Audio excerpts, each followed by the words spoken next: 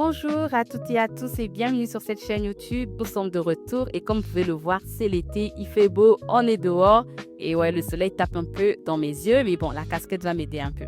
Alors, avant de commencer, on va juste prier et puis on va poursuivre notre temps. Seigneur, nous voulons te dire merci. Nous sommes reconnaissants pour ce temps que tu nous permets d'avoir. Merci de nous parler, merci de nous transformer par ta parole, de nous conduire par ton esprit dans le nom de Jésus. Amen. Yeah, c'est nitty nutty. Na, na, na. Amen. Alors aujourd'hui, nous allons faire un review d'un film que j'ai regardé, que j'ai suivi il y a quelques semaines. Et le nom du film s'intitule Prophète Sudan-Lee et c'était la partie, l'édition 3 que j'ai pu suivre. Alors j'ai retenu beaucoup de choses. Je ne vais pas vous spoil le film, ne vous inquiétez pas. Mais en tout cas, je vais juste dire les différentes clés que j'ai pu obtenir à l'issue de ce film. Et puis voilà, vous dire un peu ce que j'ai retenu de ce film. Prophète Sudan-Lee est un film nigérien, donc c'est fait par des Nigériens et par un couple de chrétiens qui s'appelle The Winlows. Je vais mettre également leur lien YouTube afin que vous alliez regarder d'autres films qu'ils font. C'est vraiment excellent tout ce qu'ils font. Alors revenons à Prophète Sudan-Lee. Qu'est-ce que j'ai retenu? La première des choses que j'ai retenues, c'est que vraiment, le diable combat les naissances. C'est-à-dire que même depuis le ventre de la mère, un enfant est combattu. En fait, le diable ne veut pas que les enfants naissent, surtout lorsqu'un enfant a un appel de Dieu sur sa vie. L'ennemi voit en fait, il sait. Donc, il va tout faire pour empêcher la grossesse, pour interrompre la grossesse. Mais, on passe à la deuxième clé, gloire à Dieu. Deuxième leçon que j'apprends, c'est que le parler en langue est efficace, la famille. Mais parler en langue est efficace. Il ne faut pas négliger le parler en langue. La Bible dit que celui qui parle en langue ne parle pas aux hommes, mais il parle à Dieu. Et c'est un langage que le diable ne peut pas capter. C'est un langage qui nous a été donné par Dieu, que Dieu seul peut comprendre. Donc, c'est un cadeau qu'on doit vraiment chérir. C'est un cadeau dont on doit vraiment se servir parce que c'est puissant le parler en langue. Donc, la première clé que je comprends, première leçon que j'ai apprise, c'est que le diable combat les enfants dès la naissance, dès le ventre de leur mère. Et il faut faire attention, chers parents, il faut prier. Même lorsque tu es enceinte, lorsque tu portes un bébé, lorsque tu portes le projet de Dieu en ta vie, il faut prier parce que le diable va toujours chercher à combattre la volonté de Dieu. On peut le voir dans Exode, on voit en fait le pharaon qui donne un ordre aux femmes sages, aux sages-femmes. Il dit, dans Exode 1 au verset 15, il y avait 2 sages-femmes pour les Hébreux. Elles se nommaient Shifra et Poua. Le Pharaon leur donna cet ordre. Quand vous accoucherez les femmes des Hébreux et que vous aurez constaté le sexe de l'enfant, si c'est un garçon, mettez-le à mort. Si c'est une fille, qu'on la laisse vivre. Donc ça veut dire que dans ce contexte ici, on voit que le Pharaon a peur. Il voit que les enfants hébreux, il voit que les Hébreux prennent de la place. Il voit que les Hébreux deviennent de plus en plus puissants. Donc pour empêcher ça, il dit quoi? Il faut mettre à mort les enfants mâles, les hommes, les enfants masculins qui vont venir, les garçons, il faut les tuer. Donc là, on voit déjà que il veut tuer les enfants en fait. Et on l'a aussi vu avec l'exemple de Jésus. Lorsque Jésus est né, le roi Hérode a voulu mettre à mort tous les enfants qui naissaient, tous les enfants garçons qui naissaient. Vous voyez? Donc, en fait, on voit que l'ennemi, la grossesse, les enfants, là, il ne faut pas négliger. On ne doit pas négliger nos enfants parce que le diable a un œil sur eux. Cet enfant-là, si on le laisse grandir, cet enfant-là, il y a quelque chose en lui. Donc, on doit détruire ça dès la base. Deuxième leçon que j'ai appris, donc comme je le disais, le parler en langue est puissant. Il faut vraiment la famille qu'on puisse mettre ça en place. Il faut vraiment qu'on puisse juste quitter la religiosité ou la routine, mais vraiment être conscient que ce qu'on fait là, il y a une puissance derrière. Et que le diable, voilà pourquoi il va tout faire pour qu'on puisse se taire, pour qu'on ne puisse pas parler en langue, mais il a menti dans le nom de Jésus. Troisième clé que j'ai compris en fait, c'est que le diable, lorsqu'il n'a pas réussi, il ne se fatigue pas, il attend le moment opportun. Parce que dans ce film, on voit que la première fois, ils ont voulu détruire l'enfant dans le ventre de la maman, ils n'ont pas pu. Ils ont vu l'enfant aîné.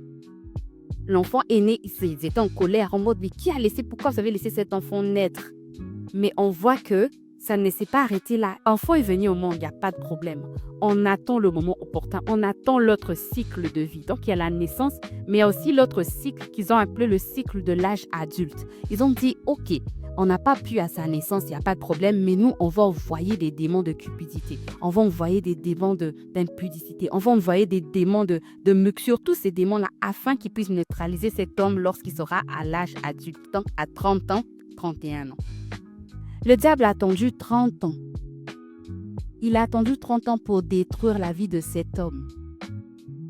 En fait, quand je vois ça, je me dis, mais franchement, le diable, comme on dit, il rôde, cherchant le moment opportun, cherchant qui il va dévorer. Et en fait, ça m'a juste ramené à l'exemple, à l'histoire de Jésus. Lorsque Jésus a été tenté par le diable, la Bible dit que le diable est parti pour attendre le moment opportun. C'est dans Luc 4, verset 13. Après l'avoir tenté de toutes ses manières, le diable s'éloigna de lui jusqu'à un moment favorable. Donc, le diable attendra toujours le moment favorable. Il n'a pas pu aujourd'hui. Ne baisse pas les gardes. Ne dis pas que « Oh oui, j'ai réussi, il n'a pas pu atteindre ma famille, il n'a pas pu atteindre les enfants. » Non. Il attend le moment favorable. C'est pourquoi la Bible dit « Veillez ». On doit en tout temps veiller. Veiller et ensuite prier afin que nous ne puissions pas tomber dans la tentation.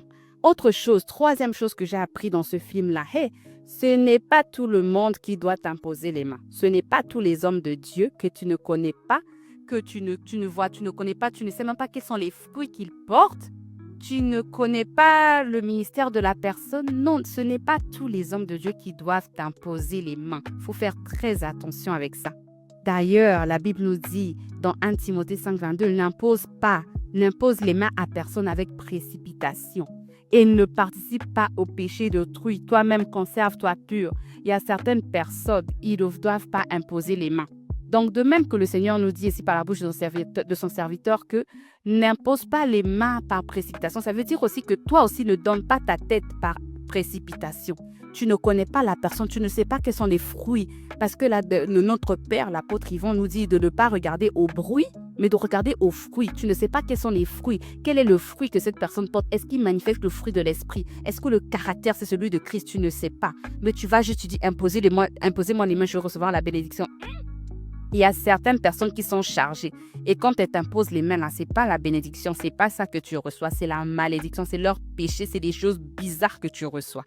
Voyez? Voilà pourquoi la Bible nous dit d'ailleurs, dans 1 Jean 4, bien-aimé, n'ajoutez pas foi à tout esprit, mais éprouvez les esprits pour savoir s'ils sont de Dieu, car plusieurs faux prophètes sont venus dans le monde. Il y a plusieurs faux prophètes qui sont venus dans le monde. C'est pourquoi le Seigneur nous dit d'avoir ce discernement. On doit demander au Seigneur le discernement afin d'éprouver les esprits. Quatrième chose ou cinquième chose, je ne me souviens plus que je retiens de ce film, juste un regard là peut suffire pour te faire envoûter. Donc il y a certaines personnes, quand le Pépé nous dit, ne soyons pas amis avec tout le monde. Il y a certaines amitiés qu'il ne faut même pas tolérer. Parce qu'il y a certaines personnes qui sont vraiment des serpents à sonnette. Ils sont des serpents. Voilà pourquoi ça vient rejoindre le point que j'ai mentionné plus haut, le discernement, discerner les esprits. Parce que juste un regard suffit pour te faire envoûter. Donc ça, c'est la clé, une autre leçon que j'ai apprise. Et par la suite, lorsque tu marches avec Dieu, lorsque tu es sensible avec l'esprit, lorsque tu es sensible à l'esprit, tu peux être un instrument par lequel le Seigneur se sert pour empêcher certaines catastrophes que l'ennemi veut mettre sur pied. Lorsque toi, tu es intègre, tu aimes Dieu, tu crains Dieu, tu marches par l'esprit, tu peux être l'instrument par lequel le Seigneur peut empêcher telle personne de tomber dans une fosse, telle personne d'aller de rentrer dans son truc bizarre. Donc vraiment, à chacun d'entre nous, travaillons notre communion avec le Seigneur. Soyons de ceux-là qui sont sensibles et gardons notre communion, gardons notre intimité, pratiquons la parole, marchons dans la vérité. Alléluia. Autre chose qui est très intéressante, ça c'est vraiment plus pour les personnes qui sont à la chorale, de ne pas confondre industrie musicale et ministère de la louange. C'est vraiment différent. L'industrie musicale, c'est pour se faire de l'argent. Voilà, on t'invite dans telle église, tu veux te faire de l'argent. Pour toute chose, tu mets l'argent devant. Alors que le ministère de louange, c'est emmener le peuple de Dieu, emmener les hommes à rencontrer Dieu. Et puisque tu veux emmener les hommes à rencontrer Dieu, toi-même, tu dois avoir une vie de consécration. Toi-même, tu dois avoir une vie de sainteté. Toi-même, tu dois avoir une vie de crainte de Dieu. Tu dois craindre Dieu. On ne demande pas d'être parfait. On ne parle pas de perfection.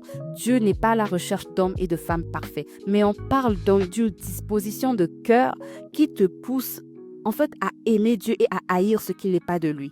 Tu n'es pas parfait, mais tu aspires à aimer Dieu, tu aspires à ressembler à Dieu. C'est ça que le Seigneur veut. Pour chaque ministre qui conduit la louange, qui est dans une chorale, de vraiment faire attention de ne pas tomber dans la cupidité, de ne pas tomber dans toutes sortes de choses, mais vraiment d'être focalisé, d'être consacré et de marcher selon les voies du Seigneur. Il y a beaucoup de clés, il y a beaucoup de leçons. La famille, je vous invite vraiment à aller regarder ce film. C'est très, très intéressant. Oh là là. Autre chose, attention avec sa couverture spirituelle. Attention avec le déshonneur au Père. Seigneur, lorsqu'il nous donne des gens, lorsqu'il nous donne des pères, la Bible dit que je vous donnerai des bergers selon mon cœur et ils vous paîtront avec sagesse et intelligence. Ça veut dire que le Seigneur a prévu des hommes sur notre route, des pères dans la foi que nous devons d'honorer. On ne doit pas tomber dans ce mensonge de l'ennemi de rentrer dans le déshonneur aux autorités. Bien aimé, si tu vois que ta voisine, ton frère, ton cousin, les gens avec qui tu fréquentes sont là toujours en train de critiquer les hommes de Dieu, de déshonorer les hommes de Dieu, même ces hommes qui ne connaissent pas, ne dis aucun mot. Ne rentre pas dans ça. Parce que la Bible dit que les hommes de Dieu, de faire attention de ne pas juger trop vite. Parce qu'on ne connaît pas tout le monde. On ne sait pas quelle est la relation que cet homme a avec Dieu. Tu vas juste ramasser des charbons ardents sur la tête. Sortons des critiques, sortons du déshonneur au Père. Il dit quoi? Dans 1 Timothée 5,17, que les anciens qui dirigent bien soient jugés dignes de double honneur, surtout ceux qui travaillent à la prédication et à l'enseignement. Donc la Bible dit qu'ils soient jugés dignes d'un double honneur. Et nous devons de les honorer. Les anciens qui dirigent bien. Donc, il y a aussi des anciens qui dirigent bien. Tous ne sont pas faux. Il y a des vrais pères, il y a de bons pères que le Seigneur a donné à son Église, que le Seigneur a donné à chaque famille spirituelle. À nous de reconnaître ces personnes-là et à les honorer. Parce que lorsqu'on déshonore un père, il y a une couverture qui quitte nos vies en fait. Parce que quand le Seigneur prendra son serviteur, il dira « Qu'est-ce que tu as fait des brebis que je t'ai données ?» Il devra rendre compte à Dieu pour chacune des brebis que le Seigneur lui a données. Voilà pourquoi, bien aimés, faisons attention de ne pas tomber dans les critiques. Faisons attention de ne pas tomber dans l'orgueil. Faisons attention de ne pas tomber dans ces choses. Autre leçon que j'ai appris, c'est que les saisons peuvent être manquées et le manteau peut être perdu. Donc l'onction, là, ça peut partir. Voilà pourquoi le caractère est plus important que l'onction. L'être est plus important que le faire. Ce que tu es, ton caractère. Vraiment, est-ce que tu manifestes le caractère de Christ?